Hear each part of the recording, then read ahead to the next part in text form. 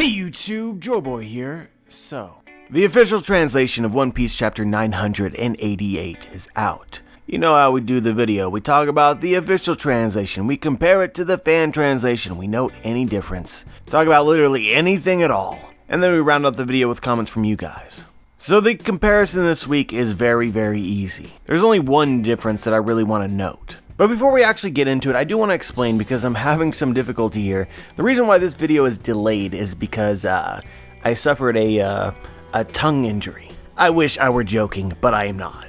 I'm just going to leave it there. Talking is actually somewhat of a challenge. I already talk slow and I feel like talking even slower. So yeah, that's a thing. But back to the translations, at the end of the chapter when Brook and Frankie arrived, Brook said this in the fan translation. Sorry about the resolution, but this is actually how we had to read this with the fan translation. Yeah. Brook says Soul King is gaunt into action. I could be misreading this. I assume it's meaning to say Soul King is going into action. I really do not know.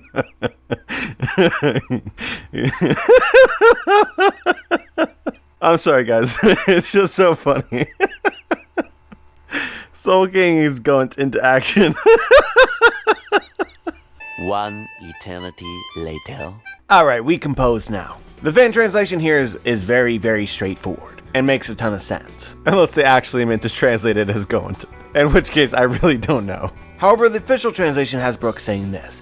Activate Soul Sensor. I just want to point this out. I'm not sure what meaning it has, if it has any meaning at all. But I just felt like, what exactly is a soul sensor? The official translation has made this so much more interesting, but I'm just not sure if it has any meaning. So I'm going to point it out and leave it there. This isn't really a difference in translation, but I just want to point out to you guys because reading the official made this thought so much more clear to me. As Big Mom goes after Luffy, she says, "Listen up everybody, we're going to kill every last invading samurai, so we can start this party over again." To me, this almost essentially confirms that Big Mom does not intend to betray Kaido.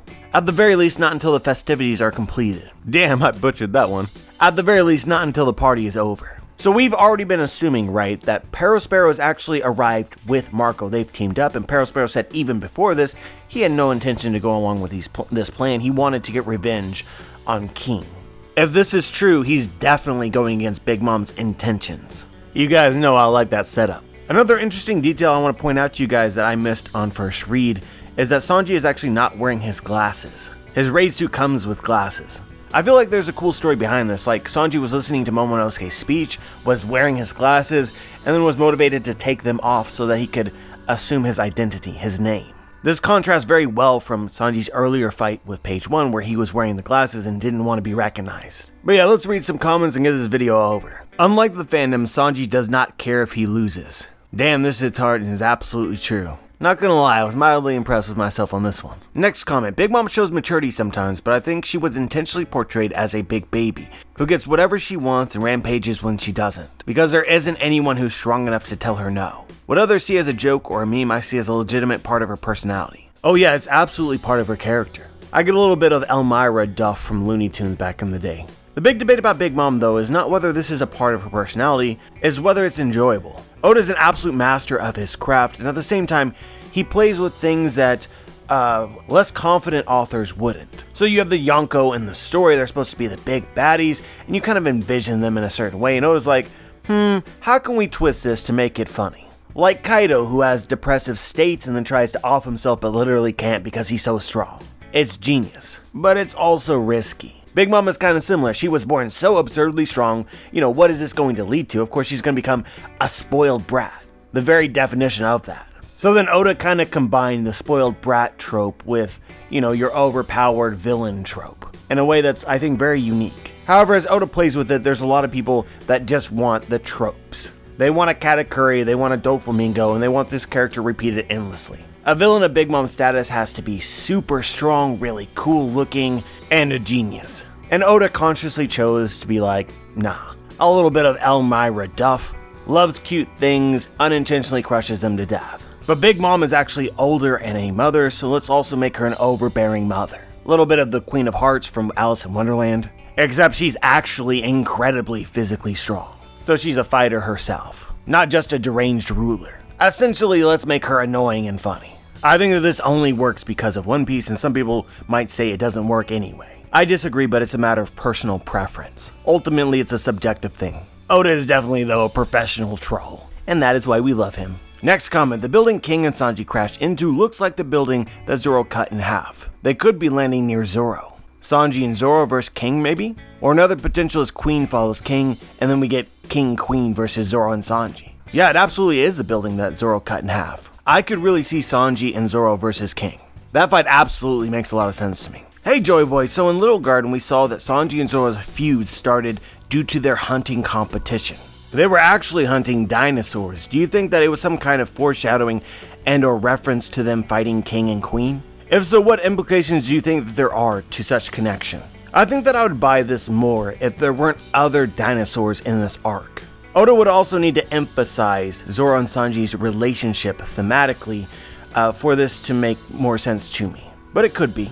I would say though that right now this feels more like a coincidence. And also, let's be real, my impression is that King is quite a bit stronger than Queen, so whoever ended up getting King would have gotten the bigger dinosaur, thus kind of undermining the rivalry if one defeats one and the other defeats the other. Next comment, Big Mom Pirates could be the opposite of the Whitebeard Pirates. Whitebeard Pirates are not related, but are a real and close family. Big Mom Pirates are related, but not a close family. So I just want to make this clear, this doesn't make them opposites, this makes them very, very similar, just contrasted within the nuance. It's like saying Ace and Momonosuke are opposite because they both are being executed, but one refuses to acknowledge their father while the other does. It's a purposeful foil, but they're still occupying a similar role in the story. But I've been on this train for a long time. I think that Big Mom, at some point in time, plays the role of Whitebeard. It's just a chaotically different journey to get to that point. And if Oda does actually manage to do this, it would be masterful and genius.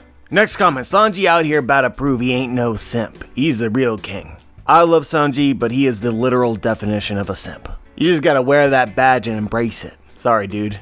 Next comment, hey Jobo, remember when you used to analyze the color spreads? Remember how you brought up the little red dragon symbol that appeared in random places? Remember how Sanji was riding a pterodactyl-like creature in one of the color spreads? Damn it, Oda is a mad lad. And some people question why I stan him. Unreal. I definitely think that this was intentional. To that earlier comment about Little Garden, this was actually just after Little Garden. Next comment, Oh My Family is my favorite cover story. I look forward to it as much as the chapter itself. This is probably actually an unpopular opinion.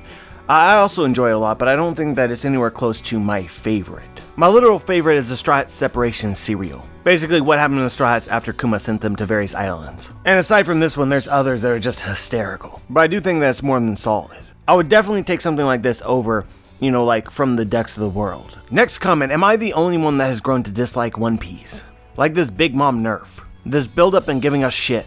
Skipping of fights. This power scaling, and before you hate on power scaling, I'm a logical person, I like logic. Oda allowing Sanji to have a clash with King, but having his leg broken by Virgo. So on and so forth, you can read it yourself. People often confuse their personal preference with whether something is subjectively or objectively good. The truth that a lot of people can't savvy with is that Oda cares far less for power scaling than a lot of people would like him to. Because that's not his main interest, that's not his main focus, and it's his story. Ultimately, there is a reason for everything. Oda is not intentionally dismissing these power scaling aspects for the sake of being cruel. A lot of hard decisions need to be made. In regards to off-screen fights, Oda off-screens fights when those characters are going to fight again at some point in the story. So Sanji and Page 1 was off-screen because Page 1 is going to get an actual battle later. And so he needed to save time. It's as simple as that. If the arc had been less complicated or shorter, we would have seen that battle. I personally love and enjoy everything Big Mom does in the story. I would imagine that Oda is the same, which is why he's writing it this way. I also think that you should really consider whether or not your Sanji power scaling is just straight up wrong. You might be underestimating his ability in observation hockey. You might be underestimating the raid suit. The fact is that as you learn more and go further into the story, Oda reveals more things which can potentially change how you perceive something. It's not just bad because your expectations about it was wrong. Next comment, saddest anime breakup, Nami and Zeus. Zeus be like, it's not you, it's my crazy ex. I really wanted this to work, but she would literally kill you and then kill me. I'm sorry. Honestly, it's why you gotta avoid the crazy chicks, homie. And finally, we have the last comment. What happens to your channel when One Piece ends? Your first mistake was assuming that One Piece is ever gonna end. But assuming that it does, I'll just talk about something else. I mean, there'll be a period of depression, right? But I enjoy this way too much to stop. I'll just find something new to obsess over eventually. I'll definitely prepare the channel for it when I sense it coming. But like, this is very normal for YouTube channels, especially like gaming channels. You see a lot of gaming channels which talk about a game and then they switch over to another game. I mean, it's no different. But yeah, guys, not gonna lie, I'm so glad that we've reached the end of the video. As always, I'm curious as to what you guys think. Leave your thoughts in the comment section below. Like the video if you like the video, dislike the video if you dislike the video, subscribe if you want to be notified for my future content. And as always, guys, have a wonderful day. Please end me now.